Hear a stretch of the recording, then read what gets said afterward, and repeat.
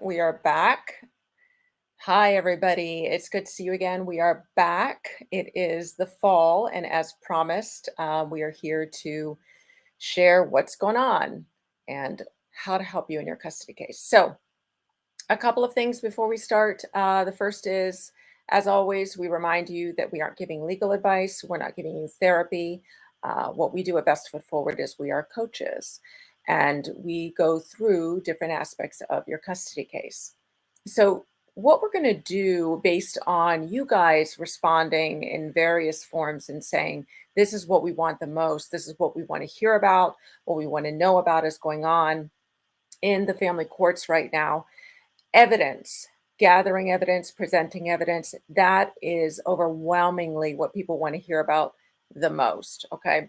So, what we're going to do is we're going to hold a series. We're going to come at you every week and we're going to talk about in this evidence series one particular type of evidence with each live stream. So, today's piece of evidence that we're going to focus on is going to be audio recordings.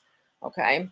So again, every Friday during live, we're going to focus on a different type of evidence so that you can really know that you're using the stuff that is going to help you and not hurt you when you're in the courtroom. So today, again, we're going to talk about audio recordings. Now, of course, we're always going to look at your comments that are coming in. So type them in below, any questions or comments. But remember that you can find us on Clubhouse and you can be part of the rooms that we're opening so that you can actually ask these questions and get some work done with you, some back and forth. So in order to do that, go ahead and go onto Clubhouse, onto your Clubhouse app and look for Renee Rodriguez and then just friend me. And that way you'll see when I'm opening up a room, you can come in and see when I've scheduled something, and you can have a chance to spotlight your case and ask questions of me and other experts that I'll be bringing on. So let's dive in. So we're going to be talking about audio recordings and how those are significant and how to use them. I'd like to share my screen here so that we can kind of go through. Here we go.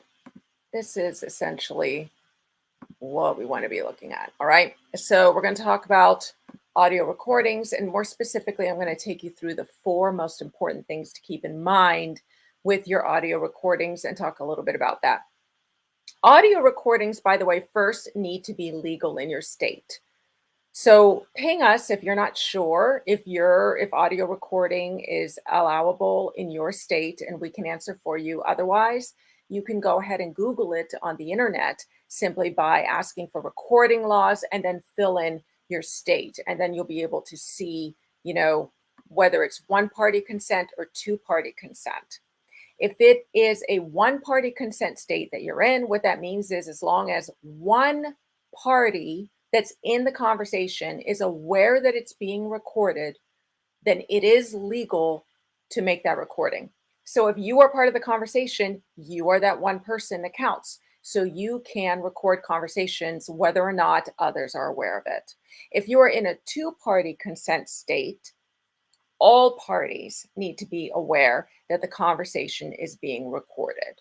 Okay, so if you're in a two-party state, that means that in order for you to record, your narcissistic co-parent would need to be aware of the fact that they were being recorded. And you're thinking, well, that kind of cuts me off at the knees.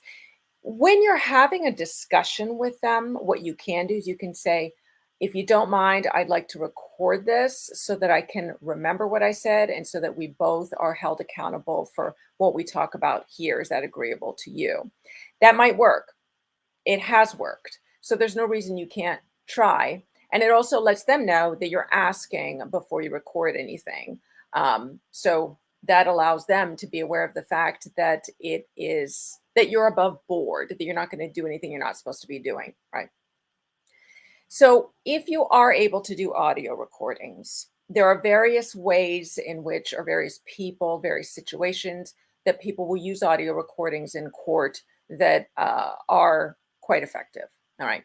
For example, some parents will record their children when their children are revealing something that would be helpful to their case, like disparagement of themselves. Like if you're the healthier parent and they're coming back saying, hey, daddy said this about you and he was disparaging you, it's helpful to have that on recording. It's helpful to have handoffs on recording because when you're exchanging the kids is often when you can get a glimpse of true behavior if you have a particularly contentious co-parent who argues a lot in front of the kids, right? You could be having a conversation with your co-parent and record that. And quite frankly, if you are in a one-party consent state, I am a big fan of recording every conversation you have where your co-parent is present. I think it can help you with allegations. When they accuse you that you said something or did something and you have proof that it wasn't the way they represented the story, then what you're doing is you're really focusing on questioning their credibility, which is the hugest thing, right? Or you might be having a conversation with your kids where they're talking about something more serious that's going on in the other home. And you'd like to have proof of that so that you're not accused of just making up these things, right? So, how do you go about creating something that is useful in court? And what I mean by useful is something that the court will see is relevant and is compelling and that they will trust. Okay. Like a lot of parents, a lot of our clients will bring in their audio recordings and we will listen to them. And they're surprised by how many audio recordings we end up rejecting and saying, you can't use this. Right. And it's for various reasons, which we'll talk about now. So, the first thing I want to talk about with your audio recordings is that you want to make sure that you show no coaching, none at all. Right. So, how do you show that you're not coaching the kids? What I mean is that you're coaching the kids to say what you want them to say so that you're creating this proof about your co parent that may or may not be true, right? So, what I mean by show no coaching, the method you want to use there is you want to start recording before the conversation starts. Okay. So, the best way to do that is when they've come home from parenting time with the other parent, you can just press record because while the kids will talk about lots of things throughout your time with them, they're most likely to express what's going on in the other parent's house within the first 45 minutes of being there. All right. So you can simply press record before you pick them up. And then for the next 45 minutes or so, you're doing the recording. And then that will not be considered coaching, right? Because anytime they pipe up with something, what we hear at the beginning of the recording is a lot of nothing. The phone is in your purse, the phone is in your pocket. So we hear the swishing of clothing and items. That will show that you're not coaching because you're showing the recording from start to finish, right? And then you'll just end it whenever the conversation is done, right? The second thing that's very important is that you don't lead the witness. All right. So, what do we mean by that? When you lead the witness, you are asking them questions that are leading them to the answer. And usually those answers will be either yes or no. So, you might say, Daddy didn't feed you anything, did he? And what's your kid going to say? Either yes or no. Well, no, he didn't. Yes, he did. And your tone of voice, because they want to please you and they love you, their your tone of voice is going to lead them to answer the way you want them to. That's going to make your evidence irrelevant to court, and it's going to end up making you look bad.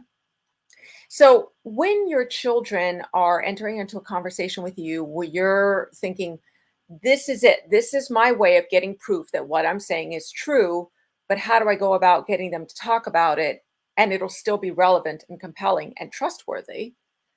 Then what you're going to want to do is you're going to want to ask the types of questions that journalists ask, right? What, who, why, when, where. Okay. What, who, why, when, where. Ask the W questions.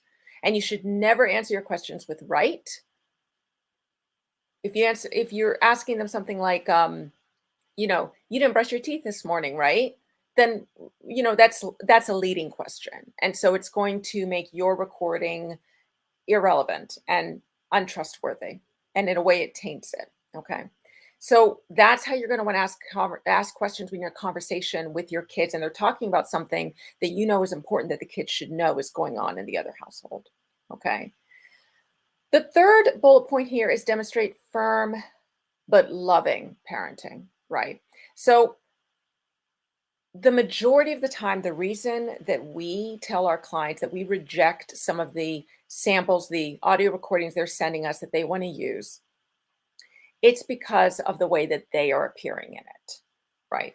So the problem we have is that when you have a parent who has been abused, emotionally abused, physically abused, and now that you're in a custody case, right? You're going through a lot of trauma, a lot. And that trauma comes up even when you don't realize it. So when you're having these conversations with your kids, it's hard to not be triggered by what's going on in the other household and what you're hearing. It's horrifying and it's heartbreaking. And as a result, a lot of your participation in these audio recordings is that you sound very anxious and you sound a little frenetic. And this probably really plays into the narrative they're trying to say about you in the first place. But it definitely makes your audio recording unusable. So you want to be careful about the way that you are. So you want to sound like a firm but loving parent, and the best way to do that is to treat this conversation as a teachable moment, because you want to appear to be more loving than firm, right? This isn't about an opportunity. You should never use audio recordings as an opportunity to show that you know how to discipline, right? Because that doesn't sound good when you're just listening to it. When you're not there in the context, it just doesn't play well. And it actually makes you sound like you're berating them when they are trying to talk with you and connect with you and get your help. So you want to sound very loving, but you don't want to sound totally permissive, right? So then the way to do that is to have teachable moments. Asking those W questions, right? That helps. And then having the teachable moments means that you are saying to them, some examples might be they're saying, you know, Daddy won't let me choose my own Halloween costume, right?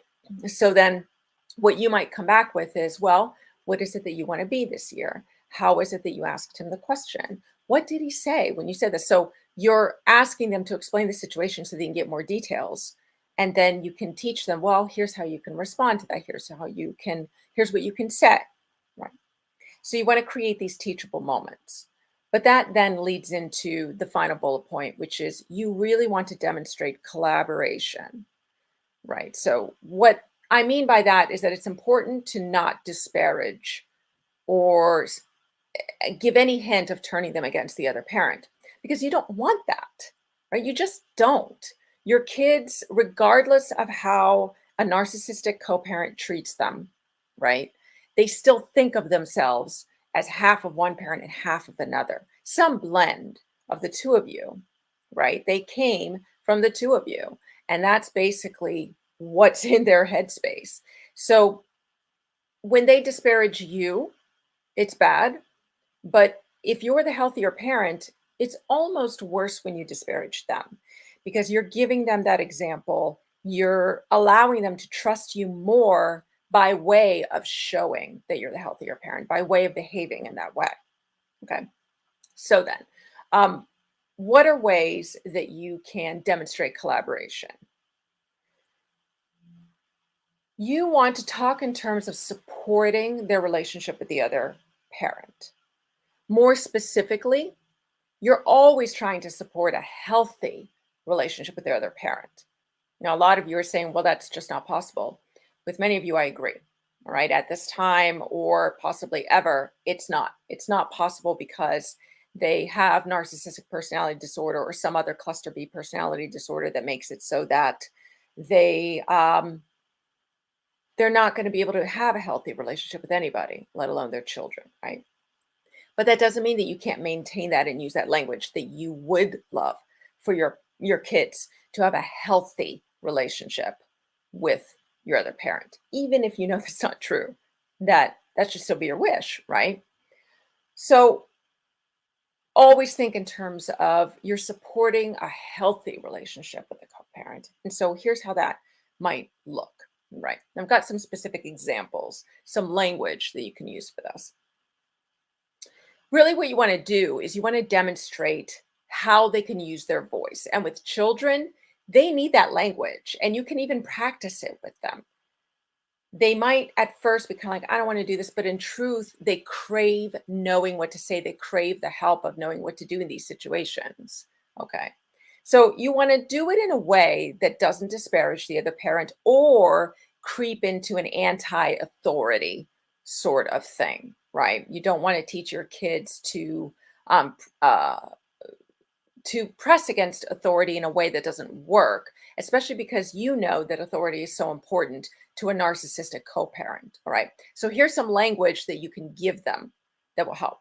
And this is what you're recording the whole time, right? So this demonstrates that you are a loving parent who is trying to foster a healthy relationship between your narcissistic or high conflict co-parent and your kids. So here's some language you can give them.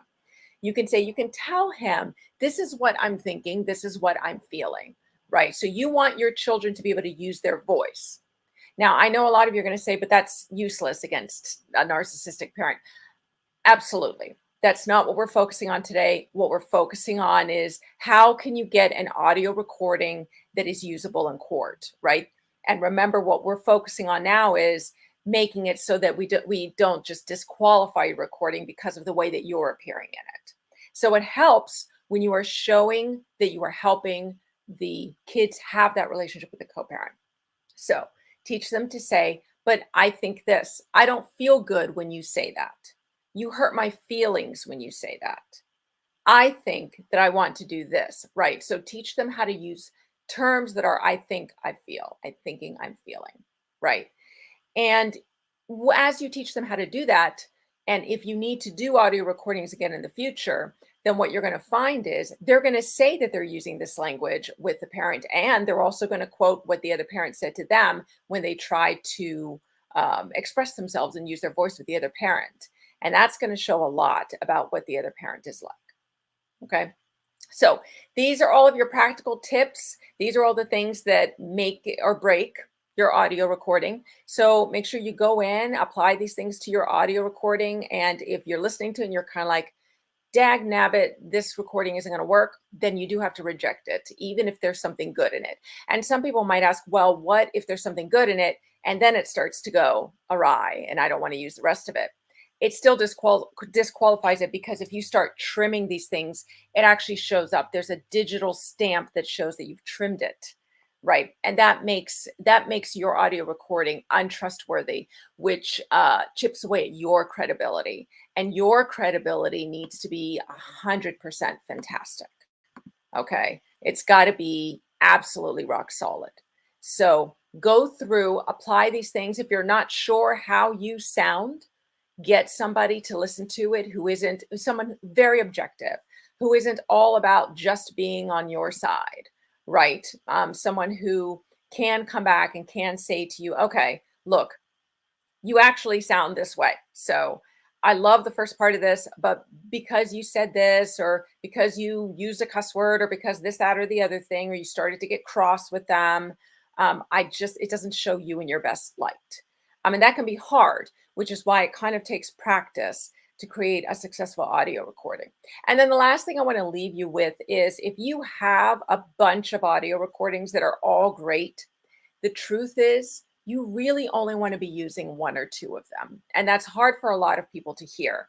So work with your coach, work with your divorce or custody coach to figure out then which of these do I use, or work with your lawyer if they are willing to listen to the whole thing. If your lawyer says to you, I listened to the first 5 minutes, that's not great, because when you submit these audio recordings, you also need to submit a transcript, right? And you can do that with your lawyer as well. You can say, look, here's a recording, please listen to it. Here's the transcript.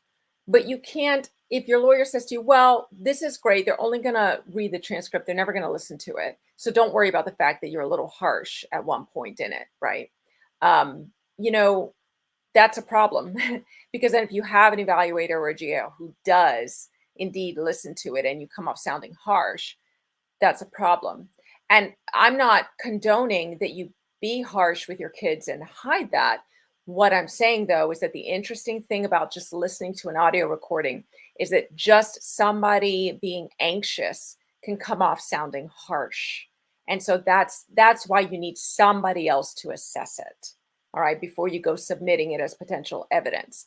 Because the big thing is that the courts don't like recordings. They feel like, well, you're invading people's privacy, you're invading your own kids' privacy. And so you need something particularly relevant and compelling, and you will need the help of your lawyer or your coach to decide what that is. All right. So drop any comments and drop any questions. Once again, Find us on Clubhouse. For now, that is finding Renee Rodriguez. And you'll see, you've got the right one because you'll see me, ting, and you will also see in my bio the custody stuff and our links and that type of thing. All right. So we will see you next Friday with the next bit of evidence that we will really dive into. All right. Okay. Bye, guys.